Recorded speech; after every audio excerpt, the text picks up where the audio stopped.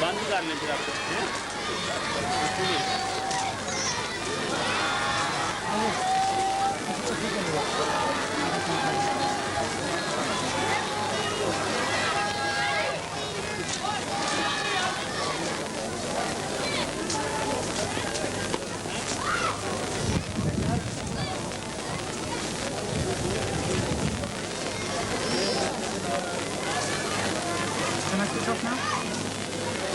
بہت سے احباب نماز کے لیے ابھی تشریف لا رہے ہیں.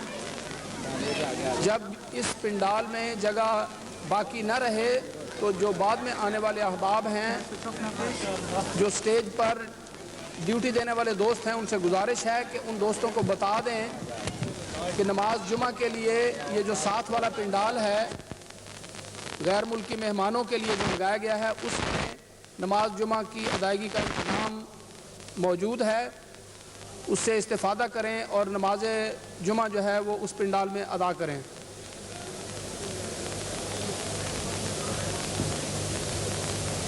Hinter diesem Großzelt befindet sich noch ein kleiner Zelt. Wenn Sie hier in diesem Zelt keinen Platz mehr finden, werden Sie gebeten, dort Namaz Juma zu verrichten.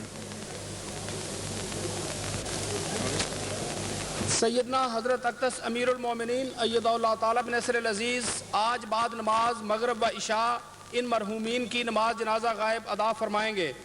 مکرم مرزا محمد یوسف صاحب نیر مربی سلسلہ,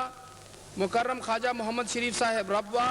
مکرم عبدالعزیز شاد صاحب گرمولہ ورکاں, والد مکرم عبد المومن صاحب طاہر مبلغ سلسلہ.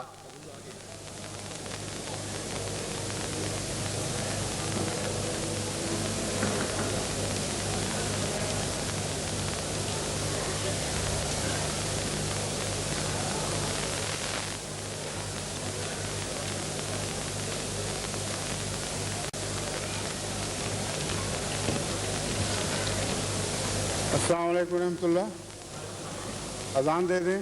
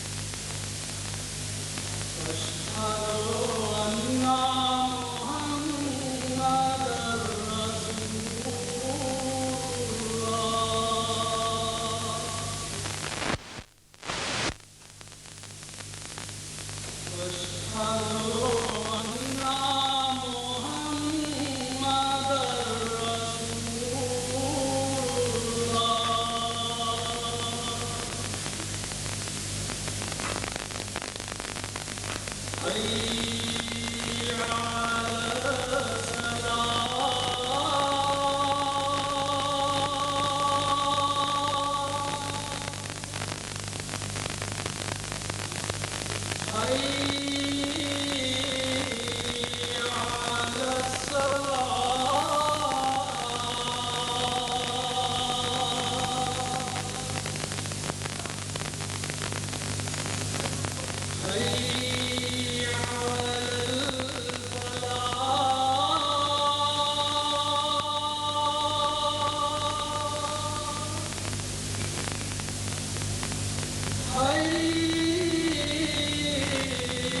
على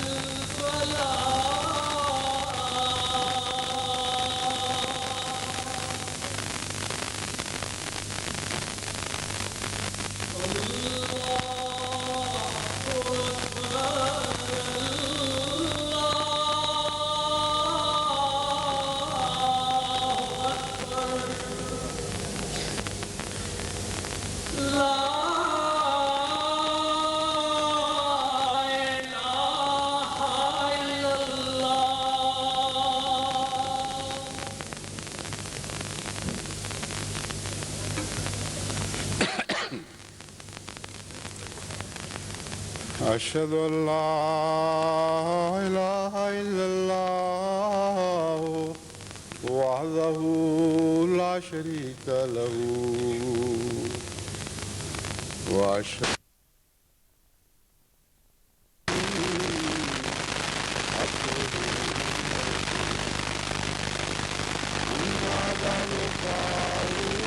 بالله من الشيطان الرجيم بسم الله الرحمن الرحيم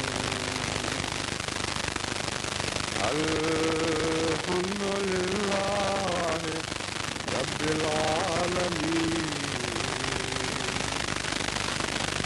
الرحمن الرحيم مالك يوم الدين إياك نعبد وإياك نستعين اهدنا الصراط المستقيم صراط الذين أنعمت عليهم غير المغضوب عليهم ولا الضالين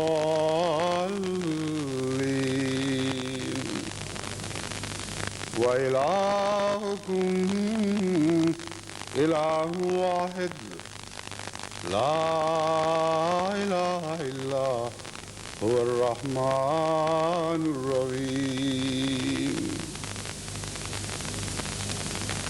آج اللہ تعالیٰ کے فضل کے ساتھ جماعت احمدیہ جرمنی کو اپنا 18واں جلسہ سالانہ منعقد کرنے کی توفیق عطا ہوئی ہے، اور اس جلسے کے ساتھ ہی دنیا بھر میں مختلف جماعتوں میں بھی کئی قسم کے دینی اجتماعات منعقد ہو رہے ہیں، اور ان سب نے اس خواہش کا اظہار کیا ہے کہ انہیں بھی جلسہ جرمنی کے ساتھ اپنی دعاؤں میں اور ذکر میں شامل کر لیا جائے۔ یہ تو اب ممکن نہیں رہا کہ چھوٹے چھوٹے اجتماعات کا بھی جو شہری یا تحصیل لیول کے ہوں ان کا بھی ہر دفعہ جمعے میں کثرت کے ساتھ ذکر آئے، کیونکہ جمعے کے لیے پھر اور کوئی موضوع رہے گا نہیں سوائے اس کے کہ یہ اعلان ہوا کریں کہ اب فلاں جگہ یہ اجتماع ہو رہے ہیں، اب فلاں جگہ اجتماع ہو رہے ہیں، اور کثرت کے ساتھ جماعت پھیل چکی ہے، ذیلی مجالس مستعد ہو چکی ہیں، صرف ملکی سطح پر ہی نہیں بلکہ ضلعی سطح پر اور شہری سطح پر اور قصباتی سطح پر بھی اجتماعات منعقد ہو رہے ہیں۔ تو ان سب کا ذکر تفصیلاً تو ممکن نہیں ہے، لیکن کیونکہ یہ سلسلہ بھی شروع ہے اور بہت سی بڑی مجالس خصوصیت سے توقع رکھتی ہیں، چند نام میں آپ کے سامنے پڑھ کر سناتا ہوں تاکہ ان کو بھی اپنی دعاؤں میں شامل کر لیں۔ ایک مجلس خداوند احمدیہ گانا کی سالانہ ریلی اس وقت منعقد ہو رہی ہے، اور وہ سب بھی ٹیلی ویژن کے ذریعے اس پروگرام میں آپ کے اس پروگرام میں شریک ہیں اور آپ کو اپنے پروگرام میں شریک کرنا چاہتے ہیں۔ مجلس انصار اللہ ضلع حیدرآباد کا سالانہ اجتماع منعقد ہو رہا ہے، خداوند احمدیہ ضلع میرپور کا سالانہ اجتماع منعقد ہو رہا ہے، کراچی کا سالانہ اجتماع منعقد 11 کل سے شروع ہوگا، اور اطفال الاحمدیہ علاقہ سرگودا کا سالانہ اجتماع بھی آج ہی شروع ہو رہا ہے۔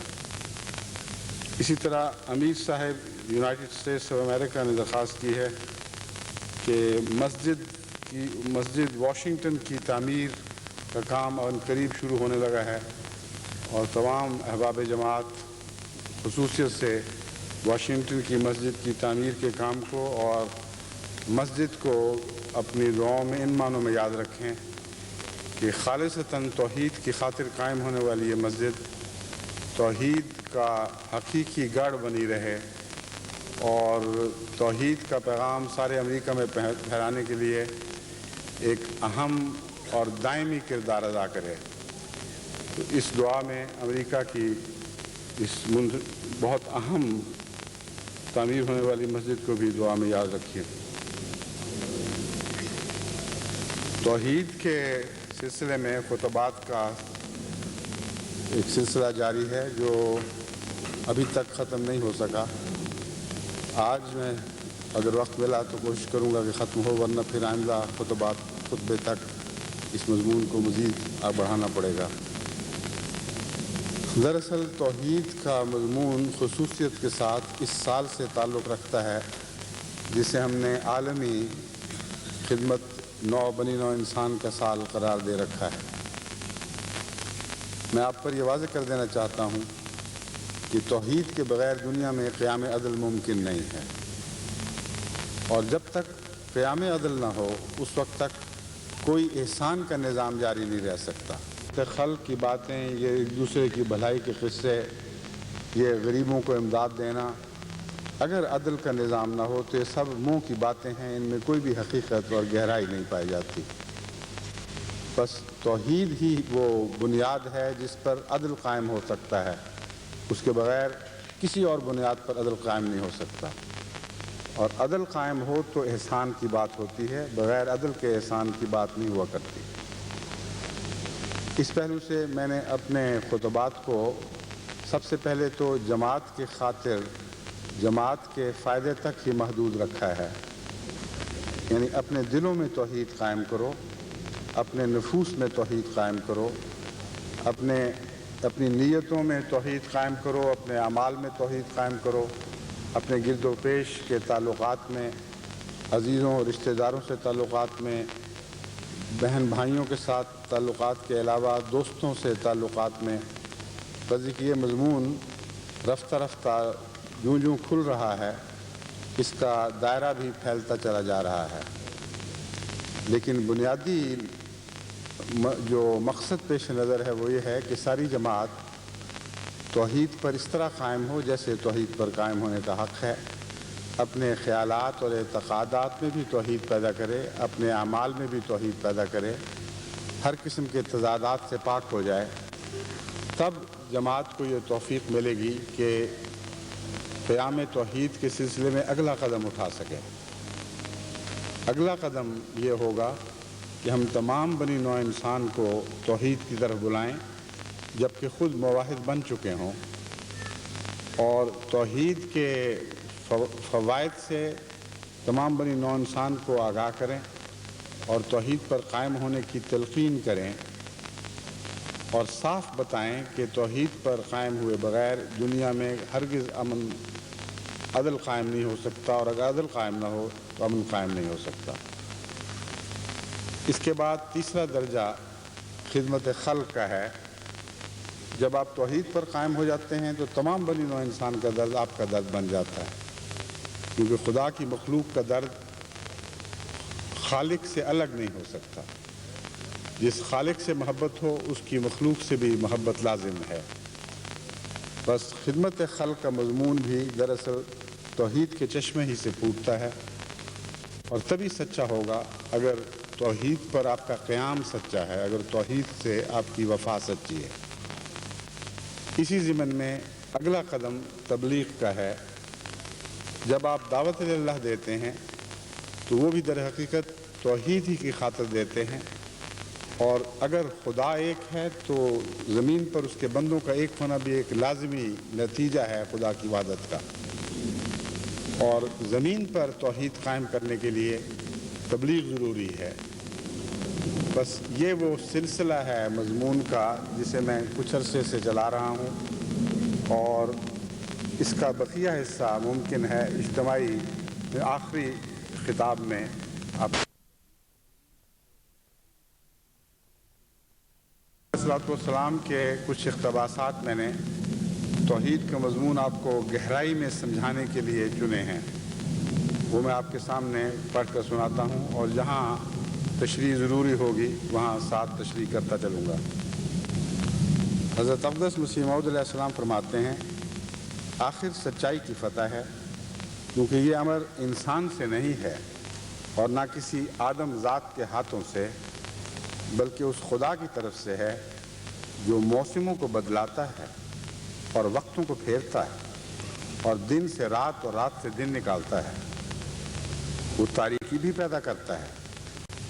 مگر چاہتا روشنی کو ہے، وہ شرک کو بھی پھیلنے دیتا ہے، مگر پیار اس کا توحید سے ہی ہے، اور نہیں چاہتا کہ اس کا جلال دوسرے کو دیا جائے۔ جب سے کہ انسان پیدا ہوا ہے اس وقت تک کہ نابود ہو جائے، خدا کا قانون قدرت یہی ہے کہ وہ توحید کی ہمیشہ حمایت کرتا ہے۔ جتنے نبی اس نے بھیجے سب اسی لیے آئے تھے کہ تا انسانوں اور دوسری مخلوق کی پرستش دور کر کے خدا کی پرستش دنیا میں قائم کریں، اور ان کی خدمت یہی تھی کہ لا الہ الا اللہ، لا الہ الا اللہ کا مضمون زمین پر چمکے جیسا کہ وہ آسمان پر چمکتا ہے، تو ان سب میں سے بڑا وہ ہے جس نے اس مضمون کو بہت چمکایا، یعنی ہمارے آقا و مولا حضرت اقدس محمد مصطفیٰ صلی اللہ علیہ وآلہ وسلم۔ اس اقتباس میں ایک امر خاص طور پر آپ کے ذہن نشین ہونے کے لائق ہے کہ تمام انبیاء نے توحید کی حمایت کی ہے، اور اس حمایت کے نتیجے میں خدا تعالیٰ کی کامل حمایت ان کو نصیب ہوئی۔ بس اگر آپ خدا کی حمایت چاہتے ہیں تو لازم ہے کہ توحید کی حمایت پر مستعد ہو جائیں۔ یہی ایک طریق ہے جس سے خدا تعالیٰ کی تائید اور نصرت اور حمایت آپ کے حق میں قطعی ہو جائے گی۔ حضرت اقدس محمد مصطفیٰ صلی اللہ علیہ وآلہ وسلم کی توحید کا رنگ پیش کرتے ہوئے حضرت مسیح موعود علیہ السلام فرماتے ہیں،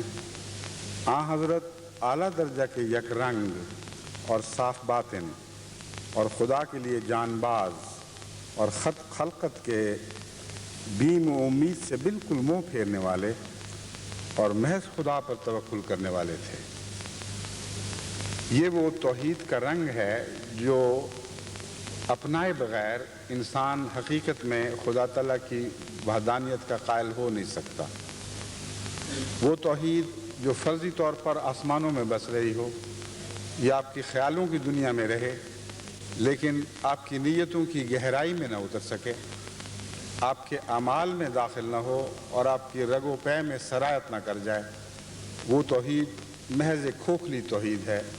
اس کا حقیقت میں خدا کی وحدانیت سے کوئی تعلق نہیں۔ توحید کے نتیجے میں انسان کے دل پر جو نقش جمتے ہیں، اس کی فطرت جو رنگ اختیار کرتی ہے اور جو جلوے دکھاتی ہے، یہ مضمون حضرت اقدس محمد مصطفیٰ صلی اللہ علیہ وآلہ وسلم کی سیرت کو سمجھنے ہی سے انسان پر روشن ہو سکتا ہے۔ حضرت مسیح موعود علیہ السلام فرماتے ہیں، حضرت اعلیٰ درجہ کے یک رنگ اور صاف باطن۔ یک رنگ کا جو لفظ ہے یہ بہت ہی اہمیت رکھتا ہے۔ یہ ہو نہیں سکتا کہ انسان ایک خدا کا قائل ہو اور سچے دل سے قائل ہو اور اس کے اندر دو رنگی پائی جائے۔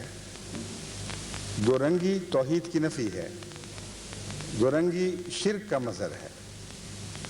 اگر ایک خدا کا انسان قائل ہو اور ایک ہی خدا کی عبادت کرنے والا ہو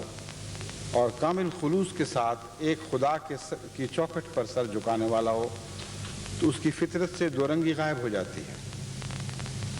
پاک صاف یک رنگ انسان ایک نئے وجود کے طور پر ابھرتا ہے، اور یہ وہ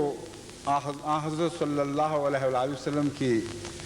غیر معمولی شان کے ساتھ چمکنے والی صفت تھی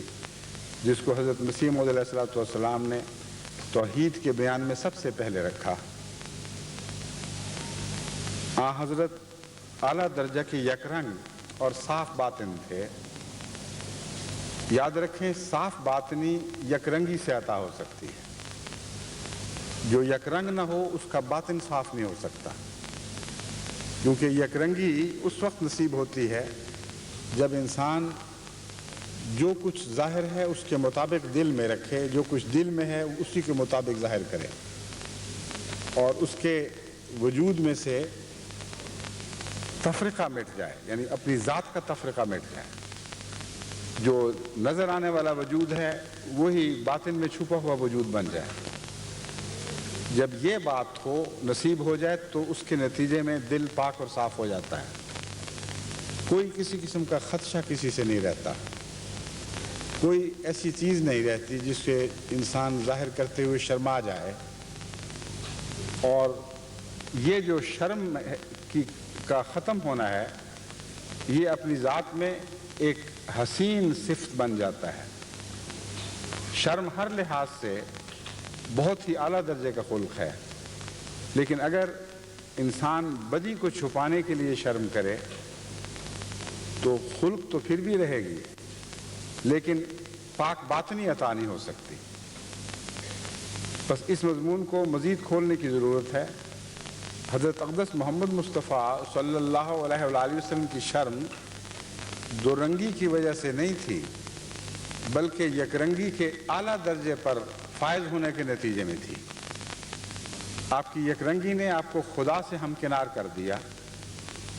اور اپنی صفات حسنہ کو دوسروں کے سے چھپانے کے لیے آپ نے جو اپنی صفات حسنہ پر پردے ڈالے ہیں یہ حیا کے پردے تھے اور دو رنگی کے مظہر نہیں تھے۔ بس اس مضمون کو خوب اچھی طرح سمجھ جائیں کہ وہ خدا کے پاک بندے جو اپنی خوبیوں کو ظاہر کرنے سے شرماتے ہوں، بدیوں کو چھپانے کے لیے نہیں بلکہ خوبیوں کو ظاہر کرنے سے حیا رکھتے ہوں، ان کی اس صفت کو دو رنگی نہیں کہا جاتا۔ یہ صفت ان کی انتہائی پاک باطنی کی دلیل ہے۔ بس جہاں بد انسان اپنی برائیوں پر پردے ڈالتا ہے اور نیکیوں پر یا خیالی نیکیوں کے پر سے جو ان کا وجود ہی کوئی نہیں ہوتا پردے اٹھاتا ہے اور انہیں نیکیاں بنا بنا کر دکھاتا ہے، وہاں موحد انسان اپنی خوبیوں پر پردے ڈالتا ہے، اور خوبیوں پر پردہ ڈالنا حیا کی وجہ سے یہ دو رنگی نہیں ہے بلکہ یک رنگی میں داخل ہے۔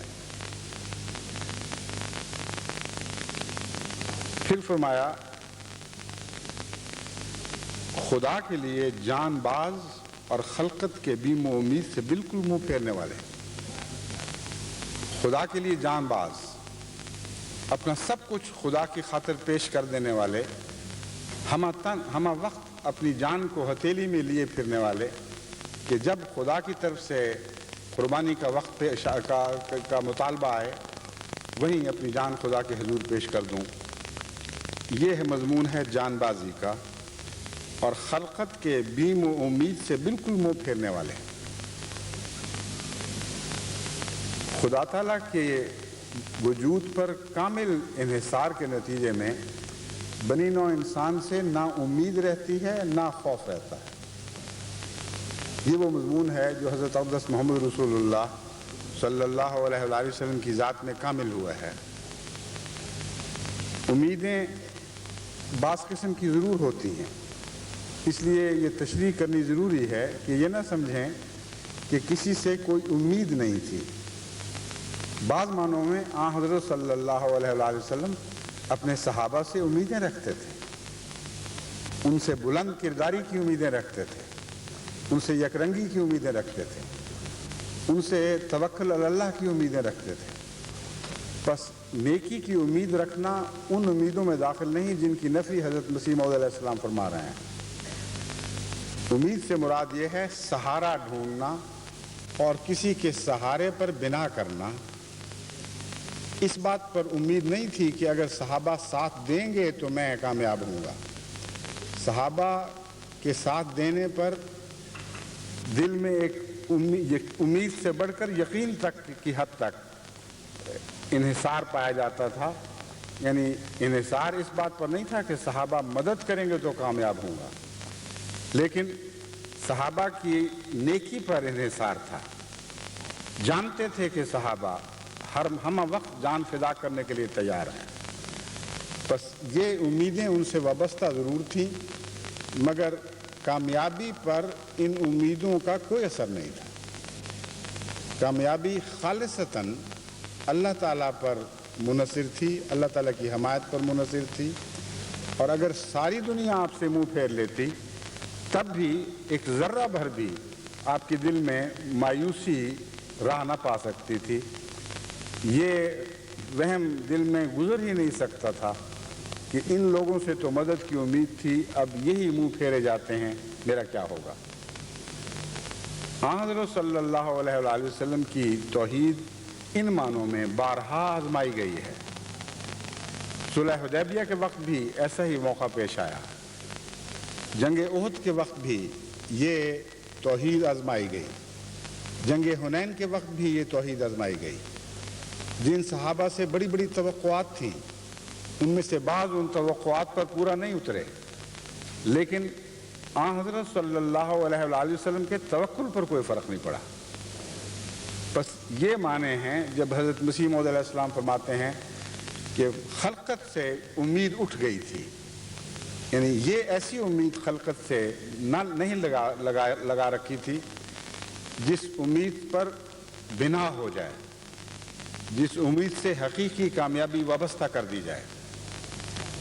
ان کے اعلیٰ اخلاق سے توقعات وابستہ تھیں،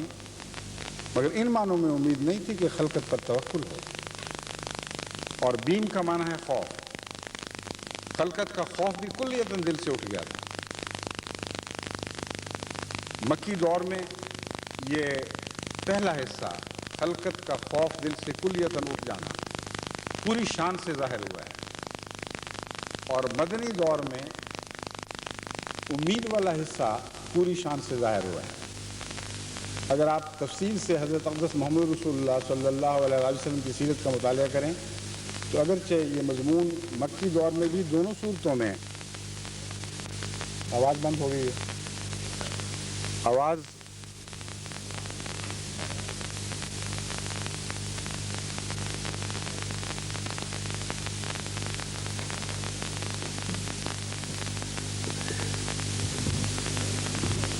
آ گئی آواز؟ ٹھیک ہے۔ اگرچہ یہ دونوں صفات مکی دور میں بھی جلوگر دکھائی دیں گی، مگر بیم والا حصہ یعنی بنی نوع انسان سے خوف کا کلیتاً فقدان یہ پوری شان کے ساتھ مکے میں چمکا ہے، اور امیدوں کا محض خدا سے وابستہ ہونا اور اپنے پیاروں سے بھی امید لگا کر اس پر انحصار نہ کرنا، یہ کلیہ بڑی شان کے ساتھ مدنی دور میں چمکا ہے، اور اسی کا نام توکل ہے۔ چنانچہ حضرت مسیح موعود علیہ السلام فرماتے ہیں اور محض خدا پر توکل کرنے والے تھے، یعنی اس سب باتوں کا خلاصہ یہ ہے کہ توکل محض اللہ ہی پر تھا، کہ جنہوں نے خدا کی خواہش اور مرضی میں محض اور فنا ہو کر اس بات کی کچھ بھی پرواہ نہ کی کہ توحید کی منادی کرنے سے کیا کیا بلا میرے سر پر آوے گی اور مشرکوں کے ہاتھوں سے کیا کچھ دکھ اور درد اٹھانا ہوگا، بلکہ تمام شدتوں اور سختیوں اور مشکلوں کو اپنے نفس پر گوارا کر کے اپنے مولا کا حکم بجا لائے۔ جو شرط مجاہدہ اور وعظ اور نصیحت کی ہوتی ہے وہ سب پوری کی، اور کسی ڈرانے والے کو کچھ حقیقت نہ سمجھا۔ ہم سچ سچ کہتے ہیں کہ تمام نبیوں کے واقعات میں ایسے مواضعات خطرات اور پھر کوئی ایسا خدا پر توکل کر کے کھلا کھلے شرک اور مخلوق پرستی سے منع کرنے والا اور اس قدر دشمن اور پھر کوئی ایسا ثابت قدم اور استقلال کرنے والا ایک بھی ثابت نہیں۔ اور اس قدر دشمن جو لفظ ہے یہ شاید آپ میں سے بعضوں کو سمجھ نہ آئے، یہاں توقف کریں گے تو مضمون کی سمجھ آئے گی۔ فرمایا اور اس قدر دشمن، یعنی آن حضرت صلی اللہ علیہ وآلہ وسلم کے اس قدر دشمن تھے، چاروں طرف سے دشمنوں نے گھیرا ڈال رکھا تھا، پھر کوئی ایسا ثابت قدم اور استقلال کرنے والا ایک بھی ثابت نہیں۔ یعنی انبیاء پر نظر ڈال کر دیکھیں، اس درجہ دشمنی کسی نبی کی نہیں کی گئی، اور اس قدر کثرت کے ساتھ دشمنوں نے کسی نبی کو نہیں گھیرا جیسا کہ حضرت محمد رسول اللہ صلی اللہ علیہ وسلم دشمنوں کے نرغے میں تھے، اور پھر ایسی ثابت قدمی اور ایسا استقلال دکھانے والا نبی آپ کو اس شان کا اور دکھائی نہیں دے گا۔ پھر حضرت مسیح موعود علیہ السلام فرماتے ہیں اس مقدس نبی کے وعظ اور تعلیم نے ہزاروں مردوں میں توحید کی روح پھونک دی اور دنیا سے کوچ نہ کیا جب تک ہزاروں انسانوں کو مواحد نہ بنا لیا۔ یہ پہلو خاص طور پر جماعت کو پیش نظر رکھنا چاہیے کہ انسان کی توحید کا ایک ظاہری نشان یہ ہے کہ اس کی توحید اس کے سینے میں بند نہ رہے، وہ بلکہ اپنے ماحول کو مواحد بنانے لگے۔ حقیقی مواحد وہ ہے جس کا توحید کا نور ارد گرد پھیلتا ہے اور جس کے قرب و جوار میں دوسرے مواحد پیدا ہونے شروع ہو جاتے ہیں۔ بس اگر آپ یہ کہیں کہ ہم مواحد ہو چکے ہیں، خدا کے سوا ہم کسی اور کے سامنے سر نہیں جھکاتے، خدا کا کسی کو شریک نہیں ٹھہراتے، مگر آپ کی توحید آپ کے سینوں میں بند رہے، آپ کی بیوی بھی مواحد نہ بن سکے، آپ کے بچے بھی مواحد نہ بن سکیں، آپ کے گرد و پیش ماحول میں اس توحید کا کوئی جلوہ دوسروں کو توحید سے متاثر نہ کر سکے، تو پھر آپ کی توحید وہ توحید نہیں ہے جو حضرت اقدس محمد رسول اللہ صلی اللہ علیہ وآلہ وسلم کی توحید تھی، جس کی تعریف حضرت مسیح موعود علیہ السلام یہ فرماتے ہیں، دنیا سے کوچ نہ کیا جب تک ہزاروں انسانوں کو مواحد نہ بنا لیا، وہ خدا ماننے کے لیے پیش کیا جس کو قانون قدرت پیش کر رہا ہے، زہد اور تقوی اور عبادت اور محبت الہی کی نصیحت کی اور ہزارہ آسمانی نشان دکھلائے جو اب تک ظہور میں آ رہے ہیں۔ توحید کے نتیجے میں انسان خدا نما بنتا ہے اور اللہ تعالیٰ ایسے مواحد بندوں کے لیے نشان دکھلاتا ہے۔ یہ دوسری علامت ہے جو نمایاں طور پر مواحد کی ذات میں ثابت ہوتی ہے، مواحد کی ذات میں چمکتی ہے اور دنیا کو دکھائی دینے لگتی ہے۔ اگرچہ مواحد ریاکاری سے کام نہیں لیتا، لیکن جس خدا کو دکھاتا ہے جب اس کا جلوہ اس مواحد کی ذات میں دکھائی دینے لگتا ہے تو اسی کا نام اعجاز ہے اور اسی کا نام نشان ہے۔ یعنی مواحد کی ذات میں خدا جلوہ گر ہو جاتا ہے، مواحد خدا نما وجود بن جاتا ہے اور اسی کا نام معجزہ ہے، اس کے سوا معجزے کی کوئی حقیقت نہیں ہے۔ حضرت مسیح موعود علیہ السلام نے حضرت محمد رسول اللہ صلی اللہ علیہ وسلم کی توحید کے معجزے کے طور پر آپ کی زندگی کے نشان ہی پیش نہیں فرمائے، بلکہ یہ فرما رہے ہیں کہ آپ کے وصال کے بعد آج تک آپ کی توحید اسی طرح جلوہ گر ہے اور آج بھی اس توحید کے اعجاز ہم دیکھ رہے ہیں۔ خود حضرت مسیح موعود علیہ السلام کا وجود بھی حضرت اقدس محمد مصطفیٰ صلی اللہ علیہ وآلہ وسلم کی توحید ہی کی جلوہ گری ہے اور اسی کے نتیجے میں آپ کا روحانی وجود پیدا ہوا ہے۔ پھر فرماتے ہیں وہ خدا ماننے کے لیے پیش کیا جس کو قانون قدرت پیش کر رہا ہے۔ حضرت مسیح موعود علیہ السلام نے اسلام کی توحید کو رائج الوقت دیگر مذاہب کی توحید کے مقابل پر سب سے نمایاں اور سب سے اعلیٰ شان کی توحید کے طور پر پیش فرمایا ہے۔ ہو سکتا ہے دوسرے مذاہب اور ان کے مذاہب کے پیروکار یہ خیال کریں کہ محض ایک تعلی ہے، ایک بڑا دعویٰ ہے، ہر مذہب یہی کہا کرتا ہے، ہر مذہب کے ماننے والے یہی کہا کرتے ہیں کہ جو توحید ہم نے پیش کی ہے ویسی کہیں اور پیش نہیں کی گئی۔ لیکن حضرت مسیح موعود علیہ السلام نے اس توحید کی عرفہ شان کو ظاہر کرنے کے لیے دو ایسی قطعی دلیلیں پیش کی ہیں جن کو کوئی دوسرا مذہب کا پیروکار اپنے مذہب میں اس طرح دکھا نہیں سکتا۔ ایک جگہ فرمایا کہ اسلام اس خدا واحد کو پیش کرتا ہے جو وقت کے ساتھ تبدیل نہیں ہوتا، اس کی صفات ہمیشہ سے اسی طرح آج بھی جلوہ گر ہیں جیسے قدیم میں کبھی جلوہ گر ہوئی تھی، اور تمام صفات زندہ ہیں اور ہمیشہ کے لیے زندہ رہیں گے۔ بس وہ لوگ جو خدا کو ماضی کا حصہ بنا بیٹھیں، جو یہ یقین کر لیں کہ خدا اب نہیں بولتا جیسے پہلے بولا کرتا تھا، خدا اب بندوں سے ہم کلام نہیں ہوتا اور بندوں پر اس طرح ظاہر نہیں ہوتا جیسے پہلوں پر ظاہر ہوا کرتا تھا، عملاً وہ خدا کو زمانے میں تقسیم کر دیتے ہیں۔ ایک گزشتہ زمانوں کا خدا ہے جو اور طرح کی صفات دکھاتا تھا، ایک موجودہ زمانے کا خدا ہے جو اور طرح کی صفات دکھاتا ہے، بس جو خدا وقت میں تقسیم ہو جائے وہ واحد خدا نہیں رہ سکتا، وہ دو حصوں میں زمانے کے لحاظ سے بٹا ہوا خدا بن جاتا ہے۔ اب دیکھیں، حضرت عیسیٰ علیہ السلام کو بیٹا بنانے کا تصور عہد نامہ جدید میں تو نہیں، لیکن عہد نامہ جدید کے بعد جلد ظہور میں آیا، اور بنا اس عقیدے کی اس بات پر ہے کہ خدا کا یہ بیٹا ازل سے ہے، لیکن ازل سے اس کی شان جلوہ گر نہیں ہوئی تھی۔ تو اس لحاظ سے بھی عیسائیت نے وہ بظاہر توحید کا دعویٰ کیا، لیکن عملاً زمانی توحید سے انکار کر دیا۔ ان کے نزدیک خدا کا بیٹا ایک ایسے وقت میں ظاہر ہوا ہے کہ جب اس سے پہلے دنیا کے تمام مظاہر اس کے وجود سے بے خبر تھے، اور گویا صفات الہی اگر موجود بھی تھی تو دنیا ان سے کلیتاً بے خبر تھی، اور پہلے زمانوں کے تمام انسان خدا واحد کی اس صفت سے ناآشنا رہے اور بے فیض رہے۔ بس حضرت مسیح موعود علیہ السلام جس مواحد خدا کا تصور اسلام کی طرف منسوب فرما رہے ہیں، وہ ایسا خدا ہے جو زمانے میں کسی پہلو سے بھی تقسیم نہیں ہو سکتا۔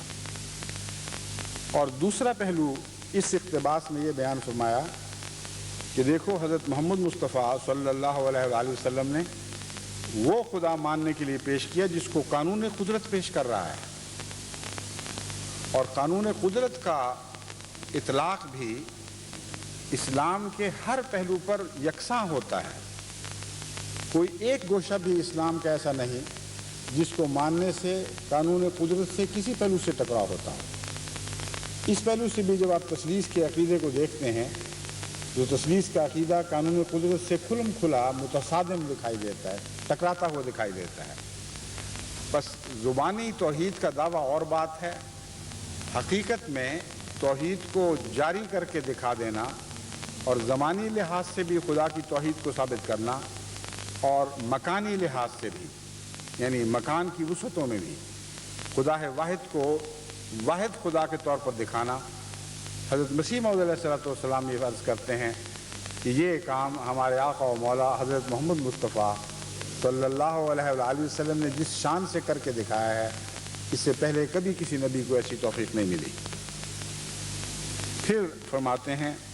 میں ہمیشہ تعجب کی نگاہ سے دیکھتا ہوں کہ عربی نبی جس کا نام محمد ہے، ہزار ہزار درود و سلام اس پر صلی اللہ علیہ وآلہ وسلم، یہ کس عالی مرتبہ کا نبی ہے۔ اس کے عالی مقام کا انتہا معلوم نہیں ہو سکتا، اور اس کی تاثیر قدسی کا اندازہ کرنا انسان کا کام نہیں۔ افسوس کہ جیسا حق شناخت کا ہے، اس کے مرتبہ کو شناخت نہیں کیا گیا۔ وہ توحید جو دنیا سے گم ہو چکی تھی، وہی ایک پہلوان ہے جو دوبارہ اس کو دنیا میں لایا۔ اس نے خدا سے انتہائی درجے پر محبت کی، اور انتہائی درجے پر بنی نوع کی ہمدردی میں اس کی جان گداز ہوئی۔ اس لیے خدا نے جو اس کے دل کے راز کا واقف تھا، اس کو تمام انبیاء اور تمام اولین اور آخرین پر فضیلت بخشی، اور اس کی مرادیں اس کی زندگی میں اس کو دیں۔ وہی ہے جو سرچشمہ ہر ایک فیض کا ہے، اور وہ شخص جو بغیر اقرار فاضہ اس کے کسی فضیلت کا دعویٰ کرتا ہے، وہ انسان نہیں بلکہ ذریت شیطان ہے، کیونکہ ہر ایک فضیلت کی کنجی اس کو دی گئی ہے، اور ہر ایک معرفت کا خزانہ اس کو عطا کیا گیا ہے۔ جو اس کے ذریعے سے نہیں پاتا، وہ محروم ازلی ہے۔ ہم کیا چیز ہیں اور ہماری حقیقت کیا ہے؟ ہم کیا چیز ہیں اور ہماری حقیقت کیا ہے؟ ہم کافر نعمت ہوں گے اگر اس بات کا اقرار نہ کریں کہ توحید حقیقی ہم نے اسی نبی کے ذریعے سے پائی، اور زندہ خدا کی شناخت ہمیں اسی کامل نبی کے ذریعے سے ہے، اور اس کے نور سے ملی ہے، اور خدا کے مکالمات اور مخاطبات کا شرف بھی جس سے ہم اس کا چہرہ دیکھتے ہیں، اسی بزرگ نبی کے ذریعے سے ہمیں میسر آیا ہے۔ حضرت مسیح موعود علیہ الصلوۃ والسلام کا یہ اقتباس ایک ایسی روحانی اور عظیم آسمانی زبان میں اپنے مطلب کو بیان کر رہا ہے کہ اس میں مضمون میں ڈوب کر آپ اس کو پڑھیں تو لمحہ لمحہ آپ کی دل کی کیفیت تبدیل ہوتی چلی جائے گی. یوں معلوم ہوتا ہے کہ اس کلام کے ساتھ خدا دل میں اتر رہا ہے. حضرت صلی اللہ علیہ وآلہ وسلم کا عرفان اس مضمون کو پڑھنے کے بعد ان معنوں میں نصیب ہوتا ہے کہ گویا آپ کے عرفان کے ساتھ ہی خدا کا عرفان نصیب ہو رہا ہے، اور خدا کے عرفان کو حق کی دولت کو پانے کے لیے یہی ایک فرما روا رسول ہے جس کے خزانے سے آپ حقیقت میں خدا کا عرفان پا سکتے ہیں. مگر پہلے اس نبی کا عرفان پانا ضروری ہے. فرماتے ہیں وہ توحید جو دنیا سے گم ہو چکی تھی وہی ایک پہلوان ہے جو دوبارہ اس کو دنیا میں لایا. سوال یہ ہے کہ توحید کے ساتھ پہلوانی کا کیا تعلق ہے؟ انسان سوچ سکتا ہے کہ مضمون تو توحید کا بیان ہو رہا ہے، یہاں کچھ اور ذکر چاہیے تھا، ایسا صوفی منش انسان، ایسا عارف باللہ اس کو دوبارہ دنیا میں لایا. مگر حقیقت یہ ہے کہ توحید کو دنیا میں قائم کرنا ایک عظیم پہلوانی کا تقاضا کرتا ہے. تو جری اللہ ہی ہے جو توحید کو دنیا میں قائم کر سکتا ہے. اپنے نفس سے لڑنے کے لیے بھی جتنی پہلوانی کی ضرورت ہے وہی انسان کو میسر نہیں آتی. اپنے نفس میں توحید کو جاری کرنے کے لیے جتنی غیر معمولی طاقت کی ضرورت ہے وہی انسان کو میسر نہیں آتی. اس لیے کوئی شخص تو اپنے وجود کو اندرونے کو بھی موحد نہیں بنا سکتا، اس لیے کہ اس میں وہ طاقتیں نہیں ہیں جن طاقتوں کے ساتھ مسلسل لڑائی کر کے غیر اللہ کے سے تعلق رکھنے والی ہر قوت کو مغلوب کرنا پڑتا ہے. بس لفظ پہلوان یہاں یوں معلوم ہوتا ہے جیسے حضرت مسیح موعود علیہ السلام کے دل پر الہام ہوا تھا، کیونکہ لفظ پہلوان ہی در حقیقت اس مضمون کو خوب کھولتا اور بڑی شان کے ساتھ بیان کرتا ہے کہ غیر معمولی جد و جہد کرنی پڑی ہے آپ کو، غیر معمولی طاقت اور شان کے ساتھ آپ نے غیر اللہ کا مقابلہ کیا ہے اور تب کہیں جا کر توحید کو دنیا میں نافذ کیا ہے. جیسا کہ میں پہلے بھی خطبات میں ذکر کر چکا ہوں، آپ بعض چھوٹی چھوٹی باتوں میں بھی مواحد بننے کے لیے اپنے نفس سے لڑائی شروع کر کے دیکھیں تو آپ کو معلوم ہوگا کہ نفس کو زیر کرنا کتنا مشکل کام ہے. در حقیقت پاک دامنی کے لیے انسان کی جد و جہد توحید کے لیے جد و جہد کا ہی دوسرا نام ہے. مواحد ہی ہے جو ہر پہلو سے یک رنگ اور پاک دامن ہوا کرتا ہے، اور اس پہلو سے بڑے بڑے پارساؤں کو بھی دیکھیں تو ان کے دامن بھی داغدار دکھائی دیں گے، کیونکہ نفس کی کمزوریاں جگہ جگہ انسان کی راہ میں حائل ہو جاتی ہیں اور گناہ کے چھینٹوں سے انسان کا داغدار ہوتا رہتا ہے. ہاں ایک وجود تھا حضرت اقدس محمد مصطفیٰ صلی اللہ علیہ وآلہ وسلم کا وجود، جنہوں نے خود اپنے متعلق فرمایا کہ شیطان تو میری رگ و پے میں بھی دوڑنے والا ہے جیسا کہ ہر انسان کے لیے مقدر کیا گیا ہے، مگر میرا شیطان مسلمان ہو چکا ہے.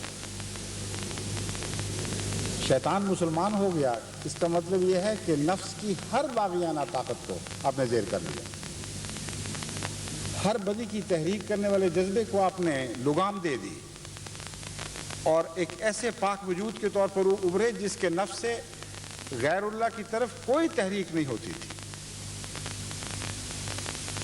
بدی کا کوئی محرک بھی دل میں باقی نہیں چھوڑا.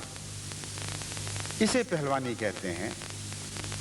اور یہ پہلوانی پہلے اپنے نفس کو زیر کرتی ہے، پھر غیروں کو زیر کرنے کی طاقت عطا ہوتی ہے. تو حضرت مسیح موعود علیہ السلام فرماتے ہیں وہ توحید جو دنیا سے گم ہو چکی تھی آپ نے دنیا میں اس کو قائم فرمایا ہے. وہی ایک پہلوان ہے جو دوبارہ اس کو دنیا میں لایا. اور یہ کیسے لایا؟ اس نے خدا سے انتہائی درجے پر محبت کی اور انتہائی درجے پر بنی نوع کی ہمدردی میں اس کی جان گداز ہوئی. توحید کے نتیجے میں اللہ کی محبت درجہ کمال کو پہنچتی ہے، کیونکہ جب غیر باقی نہ رہے، ایک ہی نقش ہو، حسین نقش، اور جو خدا کی ذات کا نقش ہو،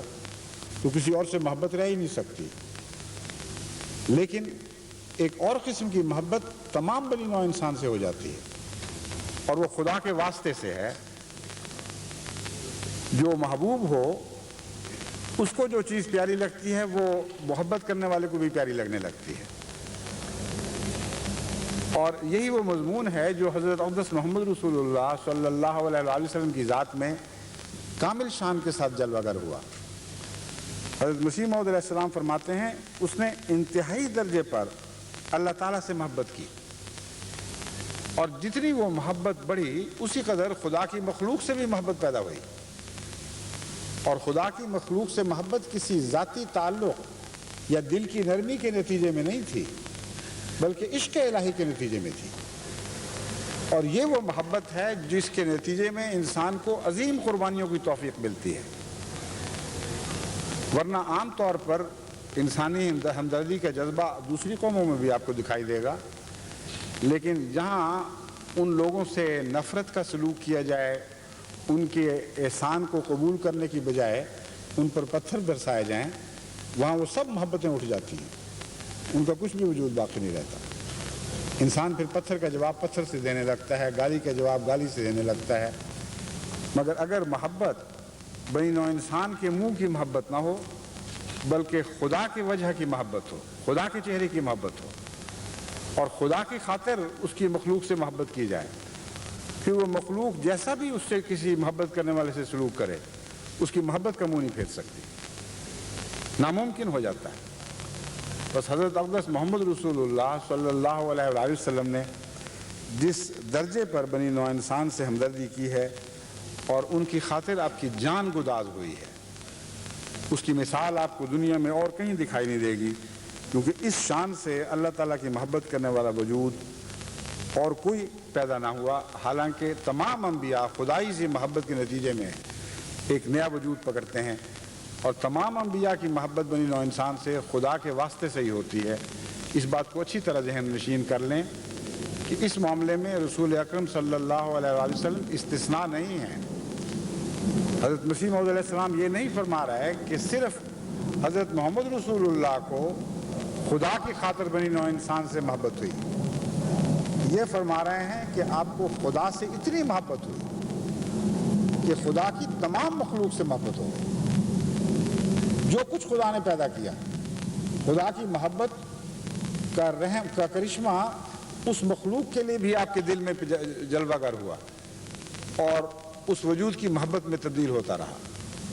یہ وہ مضمون ہے کہ اس پہلو سے دنیا میں آپ کو کہیں کوئی اور نبی ایسا دکھائی نہیں دے گا۔ اس کا ثبوت یہ ہے کہ جتنے دنیا کے انبیاء آئے ہیں وہ سب قومی بھی تھے اور زمانے کے لحاظ سے وقتی بھی تھے، اور جتنا چاہیں آپ انبیاء کی براہ راست تعلیم میں تلاش کر کے دیکھ لیں، تمام بنی نوع انسان کی محبت کا ذکر آپ کو وہاں نہیں ملے گا۔ صرف حضرت اقدس محمد رسول اللہ صلی اللہ علیہ وآلہ وسلم ہیں جن کے ذکر میں قرآن کریم بارہا یہ مضمون بیان فرماتا ہے کہ تمام مخلوقات سے آپ کو تعلق تھا، تمام بنی نوع انسان کے لیے آپ رحمت تھے، اور ہر ایک ذات کے لیے آپ کے دل میں رافت پائی جاتی تھی۔ بس حضرت مسیح موعود علیہ السلام جو بلند دعوی کرتے ہیں، ساتھ ساتھ ان کے دلائل بھی پیش کرتے چلے جاتے ہیں۔ اب ہم وہ ہیں جو حضرت محمد رسول اللہ کی طرف منسوب ہونے والے ہیں۔ ہم نے بھی یہ سال عالمی خدمت خلق کا سال منانے کا فیصلہ کیا ہے۔ میں آپ کو یہ سمجھانا چاہتا ہوں کہ یہ سال کس رنگ میں منایا جائے گا اور کس رنگ میں یہ سال منانے کا حق ادا ہو سکتا ہے۔ صرف ایک ہی رنگ ہے، وہ محمد رسول اللہ صلی اللہ علیہ وآلہ وسلم کا رنگ ہے۔ وہ رنگ اختیار کریں، اپنے وجود سے دو رنگی دور کر دیں، خدا تعالیٰ کی محبت میں فنا ہوں، اور جس مخلوق سے محبت کریں خدا کی محبت کی خاطر کریں، اور خدا کی محبت کے جذبے سے مجبور ہو کر کریں۔ خاطر کا لفظ نسبتاً نرم ہے، کیونکہ جب انسان کہتا ہے اس کی خاطر کرو تو اس میں کچھ کوشش، کچھ جد و جہد، کچھ تکلف پایا جاتا ہے۔ بعض دفعہ ایک فقیر مانگتا ہے اور جو صاحب خانہ ہے اس کا دل نہیں چاہتا اس کو دینے کو، تو کہتا ہے اچھا اپنے بچوں کی خاطر، اپنی بیوی کی خاطر، اپنے پیاروں کی خاطر، تو خاطر کہہ کے اس کے ایسے دل کو پسوانے کی کوشش کرتا ہے جس کے دل سے اس کے لیے کوئی رحم نہیں ابل رہا ہوتا، کوئی اس کے دل میں رحم کا جذبہ خود بخود پیدا نہیں ہوتا۔ مگر خدا کی محبت میں جب آپ کی بنی نوع انسان سے محبت کرتے ہیں تو خاطر کا لفظ بیچ میں سے اٹھ جاتا ہے۔ خدا کی محبت کا طبی تقاضا ہے کہ آپ بنی نوع انسان سے محبت کریں۔ کسی انسان سے پیار سچا ہو تو اس کے پیاروں کو ویسے ہی ان کو دیکھ کے پیار آتا ہے۔ میں نے پہلے بھی بارہا ذکر کیا ہے، حضرت مسیح موعود علیہ السلام کے صحابہ کو ہم نے قادیان کے زمانے میں بچپن میں دیکھا ہوا ہے۔ وہ باتیں جو اس وقت سمجھ نہیں آتی تھی اب سمجھ آتی ہیں۔ وہ مشرک نہیں تھے، بڑے موحد صحابہ تھے اور توحید کے مضمون کو خوب سمجھتے تھے، لیکن ان سے مسیح موعود علیہ السلام کا مسیح موعود سے ان کا تعلق محض نظریاتی تعلق نہیں تھا، گہرا قلبی تعلق تھا اور عشق کی حد تک تھا۔ اسی لیے جب حضرت مسیح موعود علیہ السلام کے خاندان کے بچوں کو دیکھتے تھے جن کا خونی رشتہ تھا تو بڑھ کر ان سے پیار کرتے، اور بعض صحابہ زبردستی ہمارا ہاتھ پکڑ کر گھسیٹ کر چوم لیا کرتے تھے۔ اور بچپن میں مجھے یاد ہے اتنی شرمندگی ہوتی تھی کہ دل چاہتا تھا کہ زمین میں انسان گڑ جائے، اور کچھ پیش نہیں جاتی تھی کیونکہ ان کی بزرگی کا تقاضا تھا کہ ضرورت سے زیادہ ان سے زور آزمائی نہ کی جائے۔ وہ کھینچ کھانچ کے آخر ہاتھ کو پیار کر ہی لیا کرتے تھے۔ اس وقت پوری طرح یہ مضمون واضح نہیں ہوا کہ ہم کیا ہیں، ہماری حقیقت کیا ہے۔ یہ اتنے بڑے بڑے بزرگ حضرت مسیح موعود علیہ السلام کے فیض یافتہ لوگ یہ ہم جیسوں کے ہاتھ چوم رہے ہیں۔ بعد میں سمجھ آئی کہ یہ محبت کا کرشمہ تھا۔ حضرت مسیح موعود علیہ السلام کی محبت ان لوگوں کی محبت میں از خود تبدیل ہوتی تھی جن کا مسیح موعود علیہ السلام سے کوئی تعلق تھا۔ ایسے واقعات ہوئے انگلستان میں بھی کہ کسی انگریز نے پوچھا، میں مثلا میرے ساتھ بھی یہ واقعہ ہوا ہے، ایک انگریز نے مجھ سے پوچھا کہ تم نے حضرت مسیح موعود علیہ السلام کے صحابہ سے مصافحہ کیا ہوا ہے؟ میں نے کہا ہاں کیا ہوا ہے۔ میرا ہاتھ دونوں ہاتھوں سے پکڑا اور چوم لیا کہ میں اس ہاتھ کو چومنا چاہتا ہوں جس نے مسیح موعود علیہ السلام کے ہاتھوں کے صحابہ کے ہاتھ کو پکڑا ہوا ہے۔ تو یہ محبت کی باتیں ہیں۔ محبت ہی کے نتیجے میں یہ دیوانگی، یہ شوق پیدا ہوتی ہے، اور اسی کے نتیجے میں عظیم خدمتوں کی توفیق بخشی جاتی ہے۔ بس بنی نوع انسان کی محبت اگر کسی کی خاطر کریں گے، یعنی خاطر کا لفظ بیچ میں لائیں گے تو کچھ تکلف پایا جائے گا۔ حضرت رسول اکرم صلی اللہ علیہ وآلہ وسلم کا جو نقشہ مسیح موعود علیہ السلام کھینچ رہے ہیں وہ یہ ہے کہ خدا کے ایسے عاشق ہوئے کہ اس کے نتیجے میں طبعاً از خود بنی نوع انسان کی محبت آپ کے سینے میں جوش مارنے لگی، اور ناممکن ہو گیا آپ کے لیے کہ خدا کی مخلوق سے محبت نہ کریں۔ بس یہ وہ مضمون ہے جس کو اپنے نفسوں میں جاری کریں گے تو آپ خدمت خلق کا حق ادا کرنے کے اہل ہوں گے۔ پھر یہ خیال نہیں رہے گا کہ ہم جن کی خدمت کرتے ہیں وہ نسل پرستی کے جذبے سے مجبور ہو کر ہمیں پتھر مارتے ہیں، ہمارے گھروں کو جلاتے ہیں، ہم کیوں ان کے ساتھ ایسے تعلقات رکھیں۔ یہ سارے جو دوری بودھ کے فاصلے ہیں یہ سب مٹ جاتے ہیں۔ یہ سارے نفرتوں کے ذریعے معدوم ہوتے چلے جاتے ہیں، اور انسان محبت کرتا ہے اللہ کی خاطر، خدا کے چہرے کے لیے، خدا کی مخلوق کے چہرے پیارے لگنے لگتے ہیں، اور اس کے نتیجے میں جو کچھ کوئی کسی انسان پر زیادتی ہو، کسی قسم کے مظالم ہوں، ان سے قطع نظر وہ ان کے لیے دعائیں کرتا اور ان کی بہبود کے لیے ہمیشہ کوشاں رہتا ہے۔ یہی وجہ ہے کہ میں نے ہمیشہ ان قوموں کے لیے بھی دعا کی تحریک کی ہے جنہوں نے جماعت پر بڑے بڑے مظالم کیے ہیں۔ بعض دفعہ جب پاکستان میں یہ مظالم حد سے بڑھتے رہے، جیسا کہ اب بہت بڑا ظلم یہ ہوا ہے کہ وہاں کی عدالت عالیہ نے بھی ایسا انصاف کا خون کیا ہے کہ دنیا میں عدلیہ کارروائی میں شاید اس سے بڑا انصاف کا خون کبھی نہ کیا گیا ہو۔ میں پھر بھی جماعت کو پاکستان کے لیے اور پاکستان کے مسلمانوں کے لیے دعا کی تحریک کرتا ہوں۔ بعض دفعہ بہت سخت احتجاج کے خط بھی ملے کہ کچھ تو کبھی بد دعا بھی کر دیں، کچھ تو ہمارے دل ٹھنڈے ہوں، کچھ تو خدا اپنے جلال کا جلوہ دکھائے، ہمیں بھی پتہ لگے کہ یہ دشمن ہوتے کون ہیں۔ لیکن باوجود اس کے کہ انتہائی دکھ پہنچتا ہے ان ظلموں سے، میں مجبور کر دیتا ہوں اپنے آپ کو کہ میں ان کے لیے بد دعا نہ کروں، کیونکہ اگر میں ان کے لیے بد دعا کروں گا تو مجھے ڈر ہے کہ حضرت محمد رسول اللہ کے قدموں سے میرا ویسا تعلق قائم نہیں رہے گا جیسا میں چاہتا ہوں، کیونکہ آن حضرت صلی اللہ علیہ وآلہ وسلم نے انتہائی دکھوں کے وقت بھی، انتہائی مصیبت کے وقت بھی، جبکہ خدا کا غضب آپ کے دشمنوں پر چمکنے کے لیے تیار کھڑا تھا، جیسے بجلی چمکتی ہے کسی کو بھسم کرنے کے لیے، ایسی کیفیت تھی، مگر جب خدا کے فرشتوں نے آپ سے سوال کیا تو آپ نے یہی فرمایا کہ نہیں، یہ جانتے نہیں ہیں، میں ان کی تباہی کی دعا نہیں کروں گا، میں ان کی ہدایت کی دعا کروں گا۔ بس یہ ہے خدمت خلق کا مضمون جسے آپ توحید سے سمجھ سکتے ہیں۔ جب آپ موحد بنیں گے تو سمجھنے کی بات نہیں رہے گی، از خود یہ مضمون آپ کے دل میں فطرت ثانیہ بن کر اٹھے گا اور آپ کے خون میں جاری ہو جائے گا، آپ کی رگ و پے میں سرایت کر جائے گا، آپ کی فطرت ثانیہ بن جائے گا، اس کے سوا آپ کے لیے چارہ نہیں رہے گا۔ آپ ایسے انسان بنیں گے کہ اپنے پر ظلم کرنے والوں کی خیر خواہی چاہیں گے۔ اس جذبے کے ساتھ آپ بنی نوع انسان کو موحد بنانے کی تیاری کریں، اور اس کا کچھ حصہ جیسا کہ میں نے بیان کیا ہے میں انشاءاللہ بعد میں آپ کے سامنے رکھوں گا۔ پھر فرماتے ہیں انتہائی درجے پر بنی نوع کی ہمدردی میں اس کی جان گداز ہوئی، اس لیے خدا نے جو اس کے دل کے راز کا واقف تھا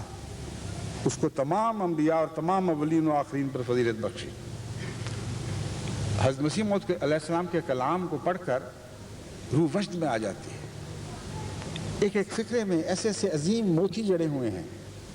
کہ انسان دنگ رہ جاتا ہے، وہ کیسا قلم تھا، کیسی تحریر تھی۔ سلطان القلم کا خطاب جو آپ کو ملا ہے، یہ اس سے بڑھ کر کوئی تصور نہیں انسان کر سکتا کہ خدا کسی کو سلطان القلم قرار دے دے۔ اور مسیح موعود علیہ السلام کی تحریر کو غور سے پڑھیں تو پھر آپ کو سمجھ آئے گی کہ ایسا سلطان القلم ہے کہ اس کی تحریر کو سمجھنے کے لیے بھی انسان کو غیر معمولی توجہ اور محنت اور اپنی نظر اور دل کو سیکل کرنے کی ضرورت پیش آتی ہے۔ فرماتے ہیں خدا جو اس کے دل کے راز کا واقف تھا اس نے اس کو تمام انبیاء اور تمام اولین و آخرین پر فضیلت بخشی ہے۔ توحید کا دعویٰ کافی نہیں ہے، توحید کے لیے خدمات جو دنیا کو دکھائی دیتی ہیں وہ بھی کافی نہیں ہیں۔ اصل بات یہ ہے کہ توحید دل کے اندر کتنی گہرائی سے پھوٹی ہے، اور توحید کے نتیجے میں انسان کا وجود کہاں تک متاثر ہوا ہے۔ حضرت مسیح موعود علیہ السلام نے یہ نقطہ اٹھایا ہے کہ حضرت صلی اللہ علیہ وآلہ وسلم کو جو خدا نے سب انبیاء پر اولین اور آخرین پر فضیلت بخشی تھی،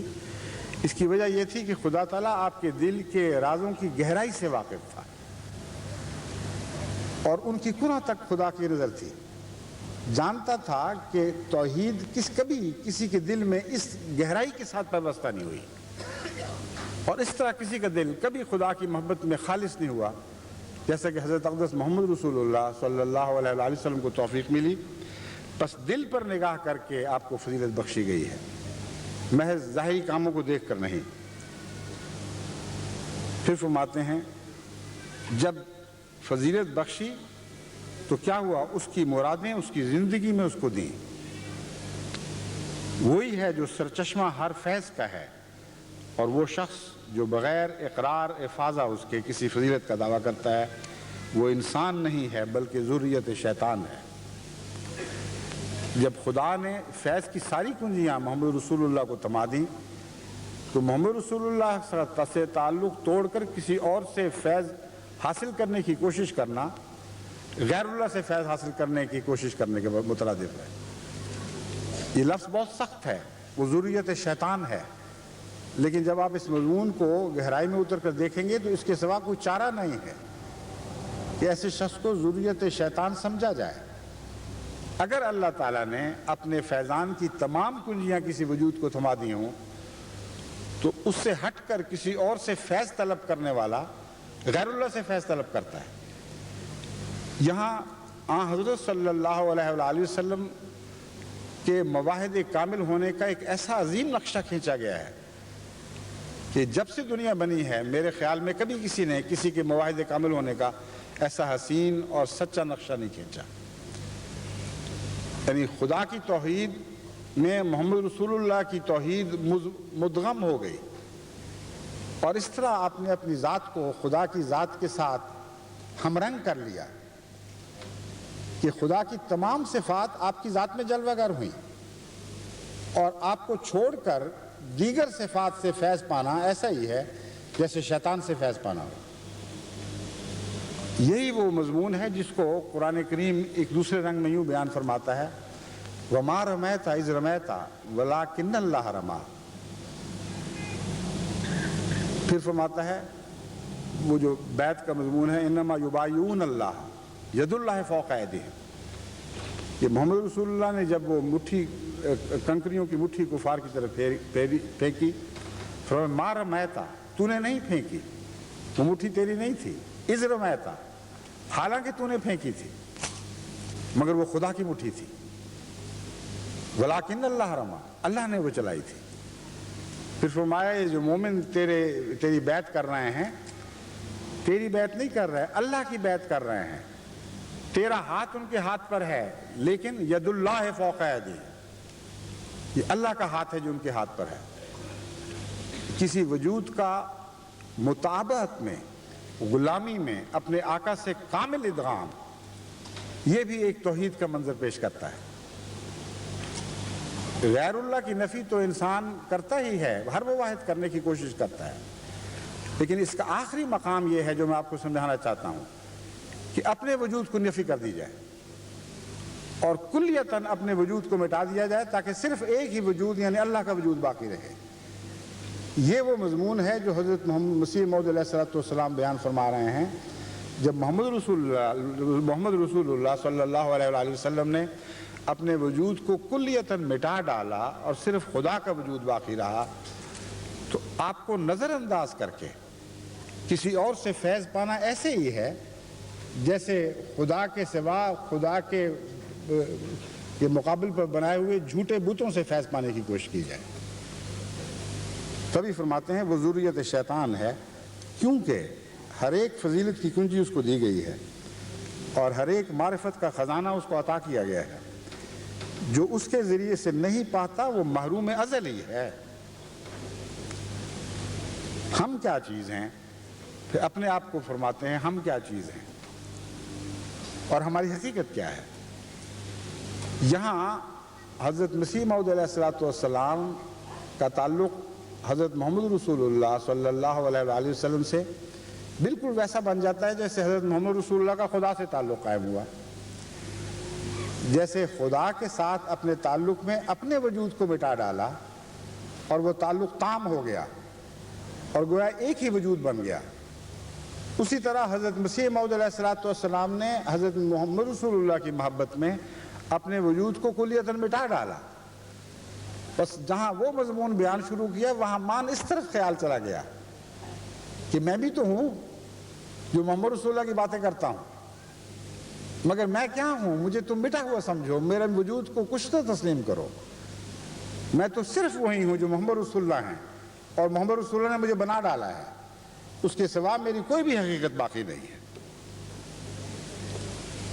پھر فرماتے ہیں کہ اس کے بعد فرماتے ہیں کہ اس کے نتیجے میں پھر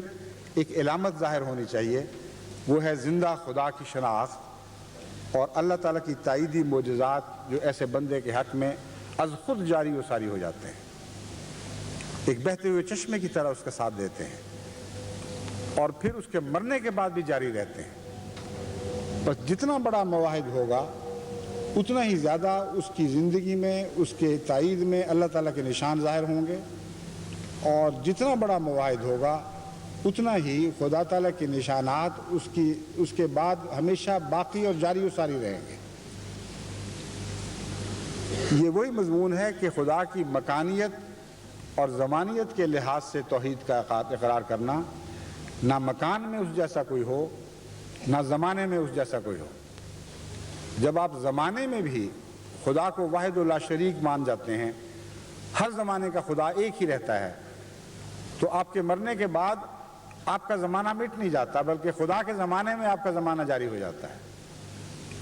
اور یہی واقعہ ہے جو حضرت محمد رسول اللہ صلی اللہ علیہ وآلہ وسلم کے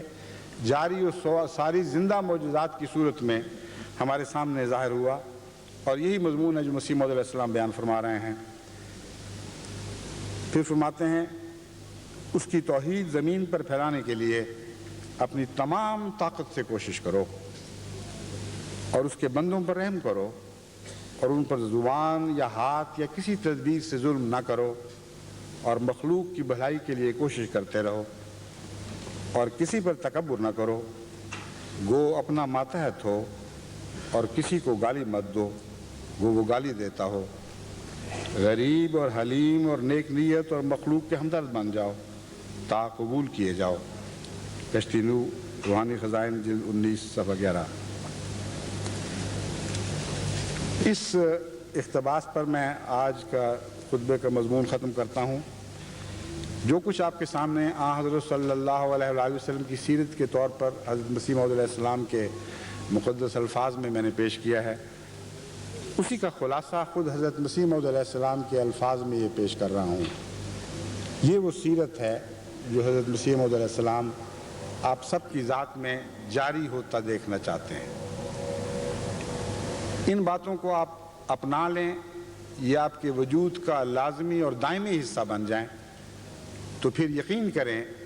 کہ آپ کا حضرت محمد رسول اللہ صلی اللہ علیہ وآلہ وسلم سے ایک ایسا گہرا اٹوٹ تعلق قائم ہو جائے گا جو تعلق لازماً الہی تعلق میں تبدیل ہوگا، کیونکہ محمد رسول اللہ صلی اللہ علیہ وآلہ وسلم کی ذات سے کوئی تعلق آپ کی ذات پر ٹھہرتا نہیں، بلکہ آپ دروازے کی طرح بن جاتے ہیں جہاں سے وہ تعلق گزر کر خدا تک پہنچتا ہے۔ آپ کے وجود کے مٹنے کا ایک یہ بھی مفہوم ہے جسے آپ ہمیشہ پیش نظر رکھیں۔ وہ لوگ جو خدا کی خاطر اپنے وجود کو مٹاتے ہیں، جب ان سے تعلق بڑھتا ہے تو وہ شرک نہیں پھیلاتا، بلکہ ایسے سچے موحدین کے ساتھ تعلق از خود خدا سے تعلق میں تبدیل ہوتا رہتا ہے، کیونکہ محمد رسول اللہ سے آپ کا تعلق آپ کی توحید کی بنا پر ہے، اس لیے لازماً ہر محبت کا رشتہ الہی محبت کے رشتوں میں تبدیل ہوگا۔ اور یہ مضمون ہے جس کو حضرت مسیح موعود علیہ السلام نے مختلف وقتوں میں مختلف طریق پر ہمیں سمجھانے کی کوشش کی۔ اسے خوب اچھی طرح سمجھ کر توحید پر قائم ہوں اور غیر اللہ کی نفی شروع کریں۔ غیر اللہ کی نفی سے متعلق انشاءاللہ میں آئندہ خطبات کے سلسلے میں کچھ باتیں آپ کے سامنے رکھوں گا۔ میں ایک دفعہ پھر اس مضمون کو دہراتا ہوں جو توقعات مسیح موعود علیہ السلام کو آپ سے وابستہ ہیں،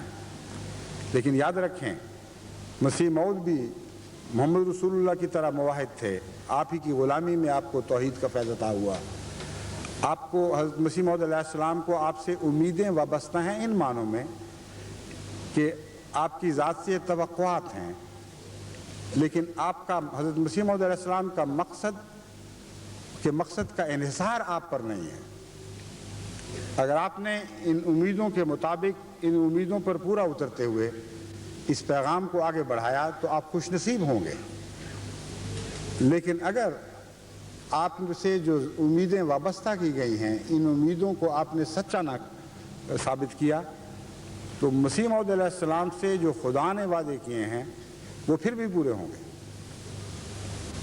میں نہیں ہوں گا، آپ نہیں ہوں گے، ہم سب بھی خدا نخواستہ نعوذ باللہ اگر ان امیدوں پر پورا نہ اتریں تو خدا اور وجود پیدا کر دے گا، کیونکہ توحید کامل کا یہ مطلب ہے کہ انسان سے جو امیدیں وابستہ کی جاتی ہیں ان پر انحصار نہیں ہوتا۔ کبھی کسی نبی نے کسی انسان پر ان معنوں میں انحصار نہیں کیا۔ حضرت محمد رسول اللہ صلی اللہ علیہ وآلہ وسلم کے جو انصار تھے ان پر انحصار نہیں تھا، اس لیے ان کا محمد رسول اللہ پر احسان کوئی نہیں تھا۔ اور اس مضمون کو خوب اچھی طرح سمجھ جائیں تو پھر آپ کو یہ پتہ لگے گا کہ آپ مدد آپ کر رہے ہیں لیکن احسان آپ پر ہو رہا ہے، کیونکہ وہ شخص جس کی مدد کا کوئی محتاج ہو، وہ جب کسی کی مدد کرتا ہے تو اس پر احسان کرتا ہے، مگر ایسا شخص جب کسی کی مدد کرتا ہے جو اس کی مدد کا محتاج نہ ہو تو اس کا مدد قبول کرنا اس پر احسان ہو جایا کرتا ہے۔ بس ان معنوں میں اچھی طرح سمجھ لیں کہ حضرت محمد رسول اللہ صلی اللہ علیہ وآلہ وسلم کی مدد کرنا اور آپ کے بعد حضرت مسیح موعود علیہ السلام کی مدد کرنا ہرگز کسی معنوں میں بھی آپ پر احسان نہیں، کیونکہ نہ محمد رسول اللہ کا پیغام آپ کی مدد کا محتاج ہے، نہ مسیح موعود علیہ السلام کا اس پیغام کو آگے بڑھانا آپ کی مدد کا محتاج ہے۔ یہ خدا کا کام ہے، اس نے بہرحال کرنا ہے۔ آپ کو جو توفیق عطا ہوتی ہے یہ آپ پر احسان ہے۔ چنانچہ قرآن کریم نے حضرت صلی اللہ علیہ وآلہ وسلم کو یہ جواب سکھایا کہ وہ لوگ جو کہتے ہیں ہم اسلام قبول کر چکے ہیں، ہمارے احسان ہیں، ان سے کہو لا تمنوا علیہ اسلامکم، بے وقوفو مجھ پر اپنا اسلام نہ جتایا کرو، مجھ پر اپنے اسلام کا احسان نہ رکھو۔ تم ممنون احسان ہو جن کو اسلام عطا ہوا ہے، ہم ممنون احسان نہیں ہیں۔ ایک امیر کی خدمت میں آپ کوئی چھوٹا سا تحفہ پیش کریں، وہ محتاج نہیں ہوتا، وہ خوشی سے قبول کرتا ہے تو اس کا احسان ہوتا ہے۔ بس ان معنوں میں کبھی بھی ساری دنیا کا تمام وجود بھی اگر محمد رسول اللہ کے کامل خادم بن جائیں تو محمد رسول اللہ پر ایک ادنا سا احسان بھی نہیں رکھ سکتے، وہ زیر احسان ہوں گے، کیونکہ خدا نے ان کو اس کام کی تکمیل کے لیے چنا ہے۔ بس آپ بھی اس مضمون کو پیش نظر رکھتے ہوئے خدمت دین کے ہر میدان میں آگے بڑھیں۔ جتنی آپ خدمت کی توفیق پائیں گے، یاد رکھیں اتنا ہی آپ محمد رسول اللہ صلی اللہ علیہ وآلہ وسلم اور اس زمانے میں آپ کی تائید میں اٹھ کھڑے قائم کیے جانے والے امام مسیح موعود کے زیر احسان ہوتے چلے جائیں گے، ان پر احسان نہیں کر سکتے۔ بس اس کا جواب کیا ہے؟ اس کا جواب ہے کثرت سے درود پڑھیں، محمد رسول اللہ صلی اللہ علیہ وآلہ وسلم پر بھی درود پڑھیں، اور آپ کی حقیقی جسمانی اور روحانی آل پر بھی درود پڑھتے رہیں، تاکہ ان احسانات کا بدلہ اتارنے کی تمنا کم سے کم کچھ حد تک پوری ہو جائے۔ درود کے ذریعے بھی آپ احسان نہیں اتار سکتے، یاد رکھیں۔ درود کے ذریعے احسانات کا ایک شعور آپ کے دل میں پیدا ہوتا ہے جو آپ کو عزت نفس عطا کرتا ہے، اور یہ ایک عظیم الشان مضمون ہے جس کے نتیجے میں انسان کے اخلاق سدھرتے چلے جاتے ہیں اور وہ زیادہ معزز ہوتا چلا جاتا ہے۔ بس آخر پر اس نصیحت کے ساتھ اس خطبے کو ختم کرتا ہوں کہ ان معنوں میں جن معنوں میں میں نے تفصیل بیان کی ہے، کثرت کے ساتھ خدمت دین کریں، اور خدمت دین کے ساتھ خدمت بنی نوع انسان کریں، اور بنی نوع انسان کی خدمت میں سب سے اول خدمت یہ ہے کہ ان کو خدا تعالیٰ کی راہ کی طرف بلائیں، اور جتنی بھی خدمت کی توفیق پائیں یاد رکھیں کہ یہ محمد رسول اللہ کا ابدی احسان ہے جو آپ کی ذات پر ہے، اور اس احسان کا بدلہ تو آپ نہیں چکا سکتے۔ اس احسان کا شعور زندہ رکھنے کے لیے آپ کثرت سے درود پڑھا کریں۔ یہ درود بھی پھر آپ پر مزید احسانات کی بارش بن کر برستا رہے گا، آپ کی اور آپ کی نسلوں کے مقدر سنوارتا چلا جائے گا۔ خدا ہمیں اس کی توفیق عطا فرمائے۔ باقی انشاءاللہ آئندہ جو اختتامی خطاب ہے اس میں ہی اس مضمون کے سلسلے میں کچھ مزید باتیں آپ کے سامنے پیش کروں گا۔